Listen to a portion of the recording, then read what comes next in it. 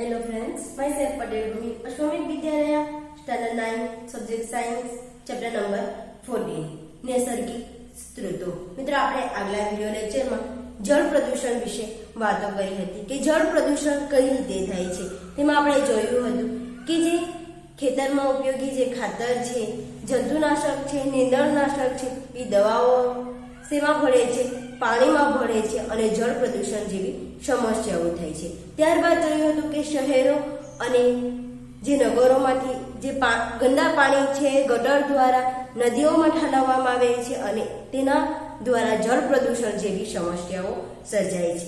ત્યારબાદ જોયું હતું કે થર્મલ પ્લાન્ટ અને પાવર પ્લાન્ટમાંથી પાણીનો ઉપયોગ શેના માટે થાય છે? ઠંડક માટે થાય છે. અને ત્યારબાદ તે પાણીને શેમાં છોડવામાં આવે છે? નદીઓમાં છોડવામાં આવે છે અને તેના જ કારણે જળ પ્રદૂષણ જેવી સમસ્યાઓ સર્જાય છે. તો હવે આજે આપણે જોઈશું કે ભૂમિમાં ખનિજની પ્રચુરતા. આપણે જાણીએ છીએ કે દરેક સજીવને જીવન જીવવા માટે શેની જરૂર પડે છે? ભૂમિની જરૂર પડે છે. આપણે જાણીએ છીએ જો દરિયામાં અથવા તો પાણીમાં રહેતા સજીવો મુખ્ય આધાર શેનો છે? પાણીનો છે, એક મુખ્ય સ્ત્રોત છે. તેમના માટે પાણી એક મુખ્ય આધાર છે, મુખ્ય એક સ્ત્રોત છે. પરંતુ જે જમીન પર વસતા જે પ્રાણીઓ છે, સજીવો છે, તેમનું આખું જીવન શેના પર આધાર રાખે છે? આખું જીવન એ પૃથ્વી પર આધાર રાખે છે, જમીન પર આધાર રાખે છે. તો હવે આપણે જોઈએ કે ભૂમિમાં ખનિજની પ્રચુરતા. આપણે જાણીએ છીએ દરેક સજીવને જીવન જીવવા માટે શેની જરૂર પડે છે? ભૂમિની જરૂર પડે છે. ભૂમિમાં જે રહેતા જે ખનિજ તત્વો છે એ ખનિજ તત્વો મનુષ્યને અથવા તો સજીવોને વિવિધ રીતે ઉપયોગી છે. એક વિસ્તારમાં સજીવની વિવિધતાનું નિર્ધારણ કરવા એક મહત્વનો સ્ત્રોત ભૂમિ છે. કયો સ્ત્રોત છે? મુખ્ય ભૂમિ એ મુખ્ય સ્ત્રોત છે. પરંતુ ભૂમિ શું અને તે કેવી રીતે બને છે? મિત્રો આપણે જાણીએ છીએ કે ભૂમિ કઈ રીતે બને છે અને તે આપણને કઈ રીતે ઉપયોગી છે કે પૃથ્વીની જે સૌથી ઉપરનું જે સ્તર છે તેને શું કહેવાય છે? ભૂપૃષ્ઠ.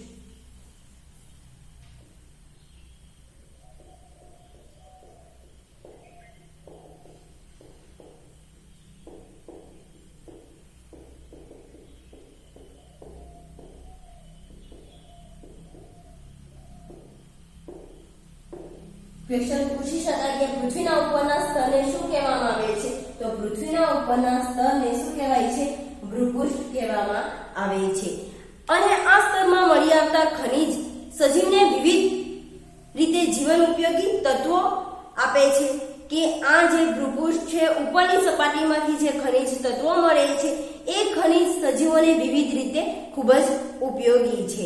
આપણે જાણીએ છીએ કે ભૂમિમાંથી જે ખનિજ તત્વો મળે છે એ મનુષ્યને અથવા તો વિવિધ સજીવોને ખૂબ જ ઉપયોગી છે, જીવન ઉપયોગી તત્વો આપે છે. એ જે ભૂમિ છે એ ભૂમિ દરેક સજીવને જીવન ઉપયોગી તત્વો આપે છે.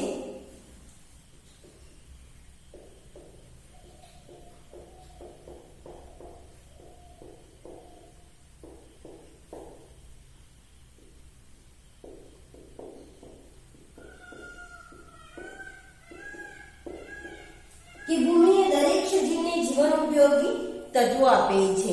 પરંતુ જો આ ખનિજ પથ્થરોની સાથે સંલગ્ન હોય છે તો તે સજીવો માટે પ્રાપ્ત થતા નથી. તો આપણે જાણીએ છીએ કે મોટાભાગના જે ખડકો છે, ખડકોમાં જે રહેલા જે તત્વો છે એ સજીવો માટે ઉપયોગી નથી. આપણે જાણીએ છીએ કારણ કે જો કોઈ ખનિજ પથ્થર સાથે જોડાયેલું હોય છે, અહીંયા આપણે જોઈએ કે કોઈ આ ખનિજ તત્વો છે, એ ખનિજ તત્વો જો પથ્થર સાથે જોડાયેલું હોય છે તો આપણા માટે અથવા તો દરેક સજીવ માટે ઉપયોગી નથી. કારણ કે પથ્થરમાંથી જે ખનિજ તત્વો છે એ ખનિજ તત્વો મેળવવું ખૂબ જ મુશ્કેલ છે. એટલે જ કહ્યું છે કે પથ્થર સાથે સંલગ્ન હોય તો સજીવ માટે પથ્થર સાથે જો ખનિજ તત્વો સંલગ્ન હોય છે તો સજીવો માટે તે મેળવવા માટે ખૂબ જ મુશ્કેલ છે. હવે આપણે જોઈએ કે હજારો અને લાખો વર્ષના લાંબા સમયના અંતરે પૃથ્વીની સપાટી કે તેની નજીક મળી આવતા પથ્થરો વિવિધ પ્રકારના ભૌતિક, રાસાયણિક કે જૈવ પ્રક્રિયા દ્વારા તૂટી જાય છે. કે જે પથ્થરો છે, પથ્થરો લાંબા સમય પછી કોઈક ને કોઈક એના પર રાસાયણિક પ્રક્રિયા થાય છે, ભૌતિક ફેરફારો થાય છે અને કોઈ જૈવ પ્રક્રિયા થાય છે અને તેના જ કારણે તે પથ્થરો શું થાય છે, તૂટી જાય છે. આપણે ભૌતિક પ્રક્રિયાની જો વાતો કરીએ તો આપણે જાણીએ છીએ કે જમીનમાં કોઈક ને કોઈ ફેરફાર થાય છે, એના કારણે કોઈક વખત તિરાડ પડે છે. એ જે ખડકો છે, ખડકોમાં તિરાડ પડે છે, પથ્થરોમાં તિરાડ પડે છે. રાસાયણિક પ્રક્રિયા તો એસિડ વર્ષા જેવી પ્રક્રિયા થાય છે. એના કારણે જે પથ્થરના જે ખડકો છે એ ખડકો તૂટે છે અથવા તો જે પ્રક્રિયા થાય છે. આપણે જાણીએ છીએ પાણી છે, પાણી સાથે જો કોઈ પથ્થર હોય છે તો એ પથ્થર સતત પાણી વહેતું હોય છે અને એના સાથે જો પથ્થર હોય તો એ પથ્થર પણ ધીમે ધીમે પાણી વહેતું જાય છે અને પથ્થર છે, પથ્થર ઘસાતો જાય છે અને તેના જ કારણે જે પાણી છે અને જે પથ્થર છે, પથ્થર ઘસાય છે અને તૂટે છે, એટલે કે તૂટી જાય છે અને તૂટી ગયા પછી એ સૌથી છેલ્લે નાના કણ ભૂમિ બની જાય છે. તો આ જે ખડકો છે કોઈને કોઈક રાસાયણિક, ભૌતિક અને જૈવ ફેરફાર થાય છે અને તે છેવટે નાના ટુકડાઓમાં વિભાજિત થાય છે અને તે ભૂમિ બને છે.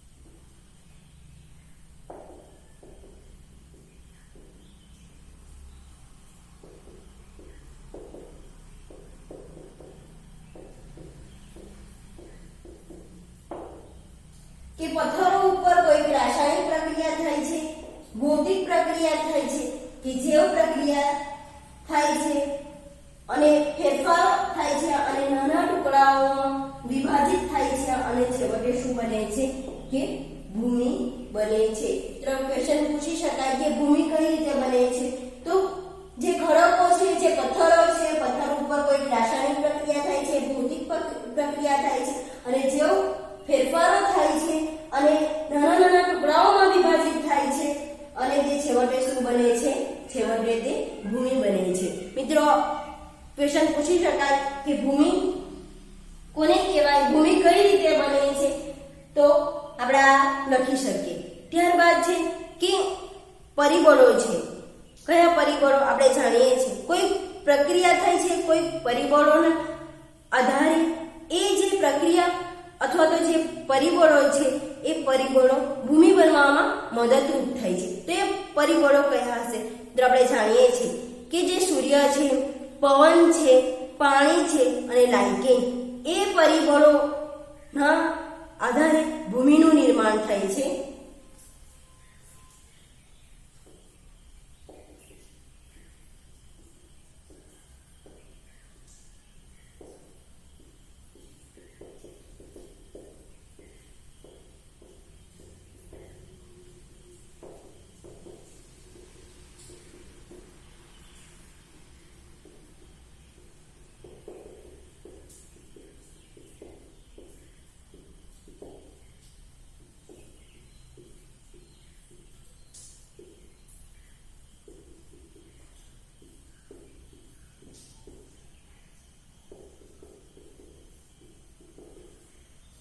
કે વિવિધ પરિબળો કે વિવિધ પ્રક્રિયાને આધારે શેનું નિર્માણ થાય છે?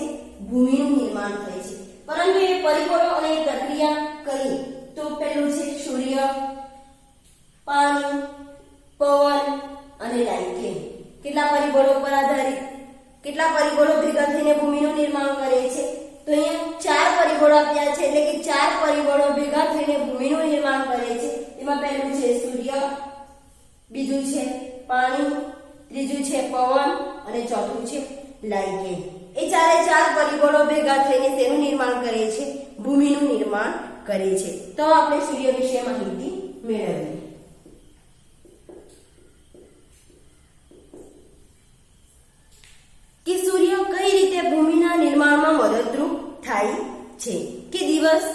જે સૂર્ય છે સૂર્યની ગરમીનું પ્રમાણ વધારે પ્રમાણમાં હોય છે.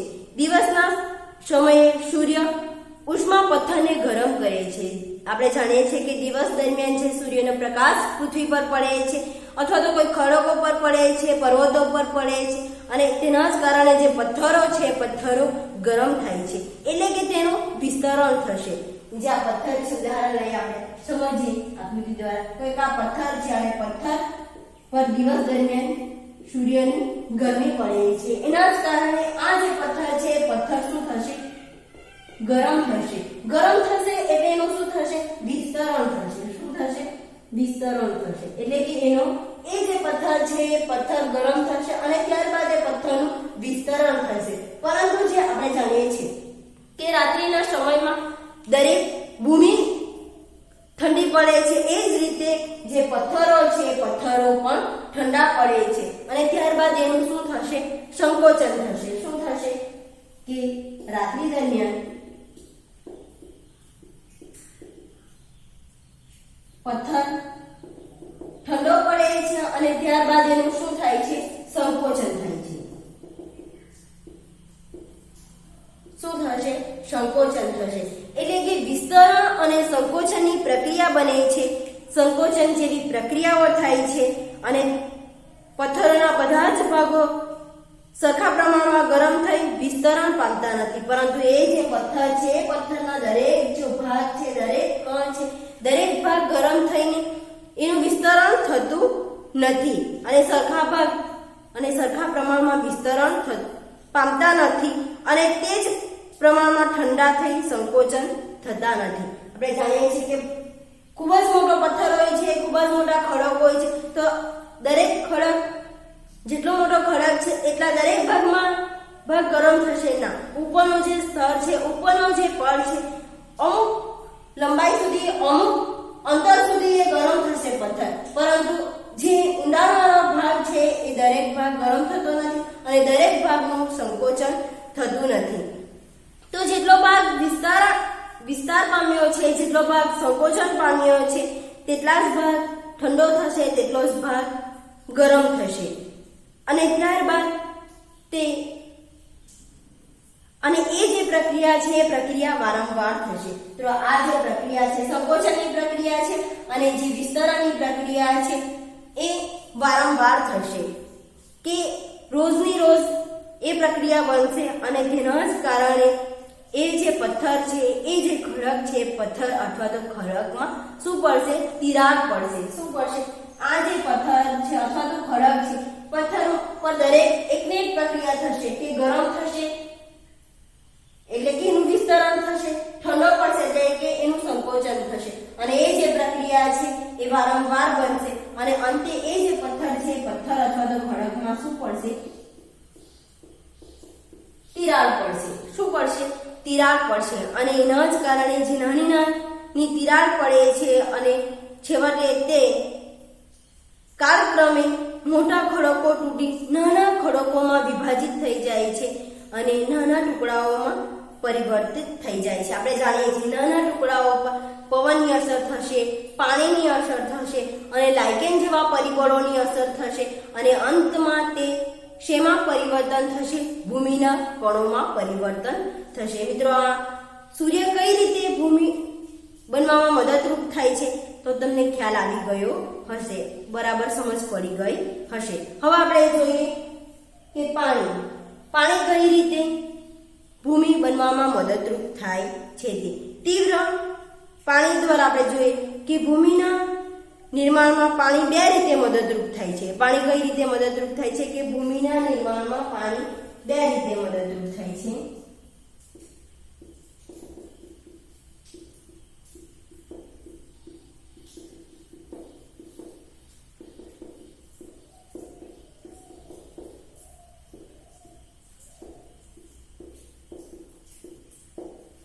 કે ભૂમિના નિર્માણમાં પાણી કેવી રીતે મદદરૂપ થાય છે. ક્વેશ્ચન પૂછી શકાય કે ભૂમિના નિર્માણમાં પાણી કેટલી રીતે મદદરૂપ થાય છે. તો ભૂમિના નિર્માણમાં પાણી બે રીતે મદદરૂપ થાય છે.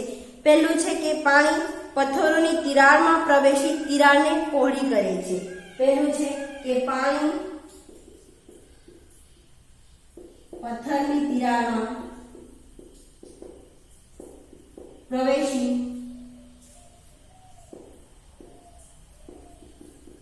તિરાડને પહોળી કરે છે।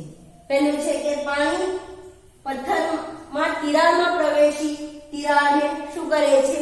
પહોળી કરે છે। અને બીજું છે કે ઝડપથી વહેતું પાણી મજબૂત પથ્થરને તોડી નાખે છે। બીજું છે ઝડપથી વહેતું પાણી મજબૂત પથ્થરને તોડી નાખે છે।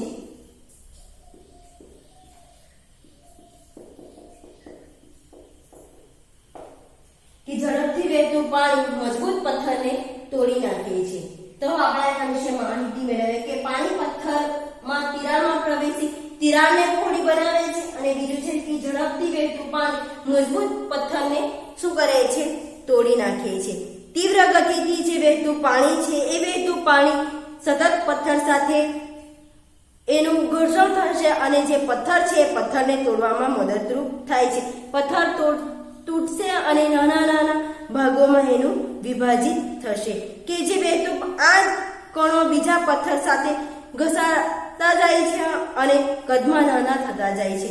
જે પાણી છે પાણીનું સતત વહન થતું હશે તેના કારણે જે પથ્થર છે પથ્થર તૂટે છે, નાના નાના કણોમાં વિભાજિત થાય છે અને સતત પાણી સાથે વહેતા જાય છે। બીજા જે પથ્થરો છે બીજા પથ્થરો સાથે એનું ઘર્ષણ થતું જાય છે અને નાના નાના ટુકડા અને નાના નાના કણોમાં એ પથ્થરો છે એ પથ્થરોનું વિભાજિત થાય છે અને છેવટે શું બને છે? ભૂમિના કણોમાં ફેરવાય છે।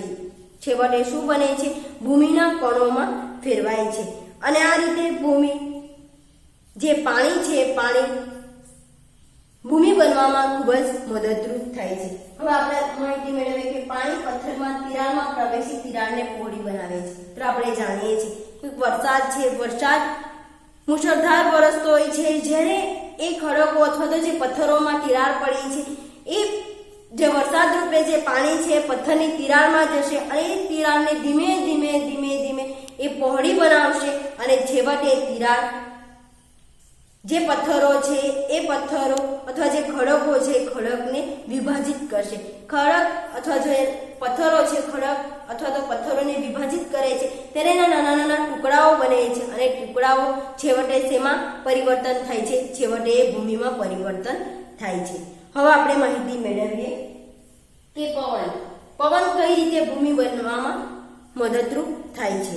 આપણે જાણીએ છીએ કે તીવ્ર પવનથી પથ્થરોનો ઘસારો થતા નાના નાના કણો નિર્માણ પામે છે। ઝડપથી પવન ફૂંકાતો હોય છે, ઝડપથી પવનની ગતિ ઝડપી હોય છે અને એ પવન પથ્થરો સાથે અથડાય છે અને નાના નાના કણો બનાવે છે અને આ નાના કણો પવન એક જગ્યાએથી બીજી જગ્યાએ લઈ જાય છે। મિત્રો આપણે જાણીએ છીએ ધૂળની જો વાતો કરીએ કે ધૂળ છે પવન સાથે ધૂળ પણ થોડે દૂર જશે અને જે જમીન છે જમીનનું નિર્માણ કરશે। એ જ રીતે જે પથ્થરો છે પથ્થરો સાથે પણ પવન ઘસેડાય છે અથડાય છે અને નાના નાના કણો બને છે અને પવન દ્વારા એક સ્થળેથી બીજા સ્થળે જાય છે અને એના એ જ રીતે ભૂમિનું નિર્માણ થાય છે। હવે આપણે જોઈએ કે લાઇકેન છે લાઇકેન કઈ રીતે ભૂમિ બનવામાં મદદરૂપ થાય છે। તો આપણે જાણીએ છીએ કે લીલ અને ફૂગના સહજીવનને શું કહેવાય છે? લીલ અને ફૂગના સહજીવનને શું કહેવાશે? લાઇકેન કહેવાશે। તમે જાણતા જ હશો કે એ જે લાઇકેન છે પથ્થરો ઉપર વસવાટ કરે છે અને ત્યારબાદ એ જે લાઇકેન છે સુકાઈ જાય છે। શું થશે? એ સુકાઈ જશે। કે લીલ અને ફૂગના પરસ્પર દર્શાવતું આ વનસ્પતિ પથ્થરોની સાથે પથ્થરોની સપાટી પર ઉગે છે। શું ક્યાં ઉગે છે? લાઇકેન ક્યાં આપણને જોવા મળે છે કે પથ્થરની જે સપાટી છે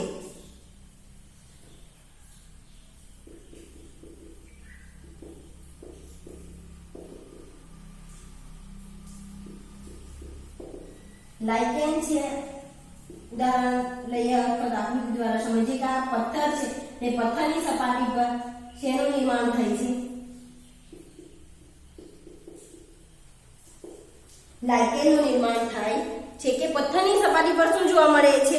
લાઇકેન જોવા મળે છે. તે વૃદ્ધિ દરમિયાન અમુક પદાર્થોનો સ્ત્રાવ કરે છે. આ જે લાઇકેન છે એની જ્યારે વૃદ્ધિ થાય છે ત્યારે અમુક જે પદાર્થો છે અમુક પદાર્થોનો સ્ત્રાવ કરે છે અને આ સ્ત્રાવ પથ્થરોની સપાટીને તોડી પાવડરમાં ફેરવે છે. આ જે પથ્થરોની સપાટી પર લાઇકેન થતી હોય છે વૃદ્ધિ દરમિયાન અમુક પદાર્થોનો સ્ત્રાવ કરે છે અને એ સ્ત્રાવ અમુક પદાર્થોનો જે સ્ત્રાવ કરે છે એ પથ્થરો અથવા તો ખડકોને તોડી નાખે છે. શું કરે છે? અમુક જે પથ્થરો છે અમુક જે ખડકો છે લાઇકેન જ્યારે વૃદ્ધિ પામે છે અમુક પદાર્થોનો સ્ત્રાવ કરે છે અને સ્ત્રાવ દરમિયાન એ જે ખડકો છે પથ્થરો છે પથ્થરોને તોડી નાખે છે. આમ ભૂમિનું પાતળું સ્તર બને છે. હવે આ સપાટી માંસ જેવી બીજી નાની વનસ્પતિઓ ઉગે છે. જ્યારે વૃદ્ધિ પામે છે વિવિધ જે સ્ત્રાવ છે સ્ત્રાવને સપાટી પર રાખે છે અથવા તો જે બીજી વનસ્પતિઓ ઉગે છે જે મોસ જેવી બીજી વનસ્પતિઓ ઉગે છે અને નાની વનસ્પતિઓ ઉગવા માટે સક્ષમ હોય છે.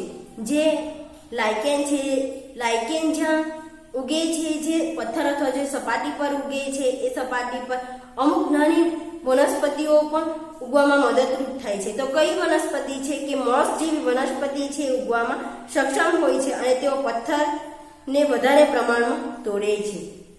એટલે કે લાઇકેન અને મોસ જેવી વનસ્પતિઓ જે છે એ પથ્થરને તોડવામાં મદદરૂપ થાય છે. મોટા વૃક્ષોના મૂળ છે એ મૂળ પથ્થરોને તિરાડમાં જઈ વૃદ્ધિ પામી તિરાડને વધારે પહોળી બનાવે છે.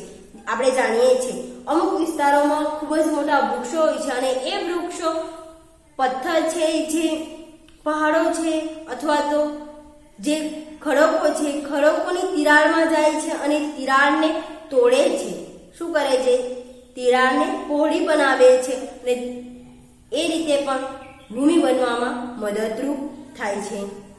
Thank you.